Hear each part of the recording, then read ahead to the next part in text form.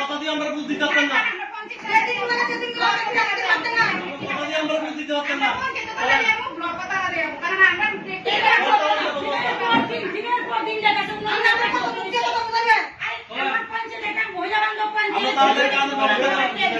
আমার কথা না শুনতে পারবেন না, আমরা কথা দিয়ে হইতো না